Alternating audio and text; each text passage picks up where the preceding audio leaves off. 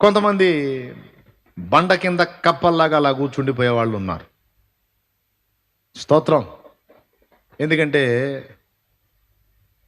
ఎక్కడి నుంచో వేరే ప్రదేశం నుంచి వచ్చిందట ఒక పిల్ల కప్ప, ఒక చిన్న కప్ప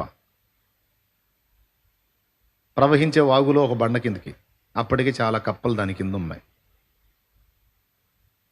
ఆహా, ఇక్కడ నా కప్ప సోదరులు ఉన్నారని వచ్చి కూర్చుంది ఆ కప్ప.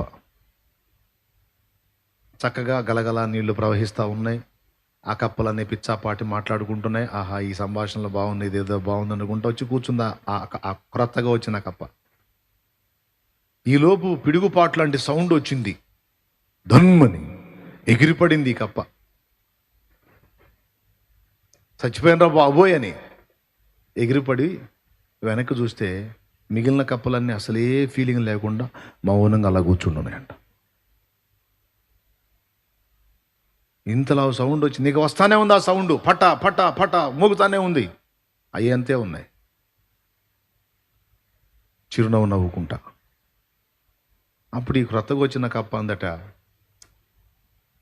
అంతలా చప్పుడు వస్తుంటే ఆ మిన్ను విరిగి మీద పడిద్దా అన్నట్టు ఉంటే అసలు ఏంటి, ఏ ఫీలింగ్ లేకుండా ఇంత ప్రశాంతంగా ఎలా ఉన్నారు మీరు అందట. అప్పుడు ఆ ఉన్న కప్పలు అన్నాయట, నీకు తెలియదు ఆ శబ్దం, నువ్వు కొత్త కాబట్టి అదురుపోయావు. అతను వస్త్రాలను శుభ్రం చేసే చాకలి. ఏంటి, రోజు ఈ టైం వస్తాడు, ఆయన ఏదో ఆయన బాదుకొని వెళ్ళిపోతాడు. అర్థమైందా? ఆ బాధుడు సౌండ్ అది. ఆయన బాధడానికి వచ్చినప్పుడు మనం కదలకుండా కూర్చుంటే చాలు, అస్సలు ఇక ఇబ్బంది ఉండదు మనకి.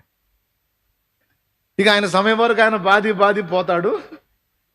ఆయన పోయినాక మన వ్యవహారంలో మనం ఉండొచ్చు.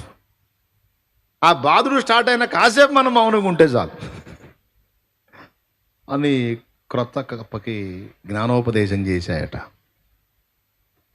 ఇప్పుడు నేను చెప్పింది ఏమర్థమైంది మీకు? ఇప్పుడు ఆ చాకలు ఎవరు? నేను. ఆ సీనియర్ కప్పలు ఎవరు?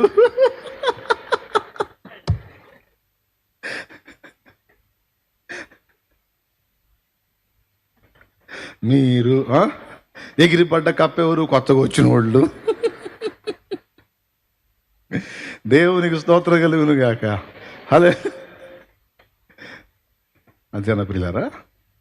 అంతే తీసుకుంటారా నా ఉపదేశం? నీకు దండం పెడతానమ్మా, ఎన్నో కష్టాలు పడి వస్తున్నాను నేను. అట్లా తీసుకోవాకండి, సీరియస్గా తీసుకోండి. సిద్ధపడదాం.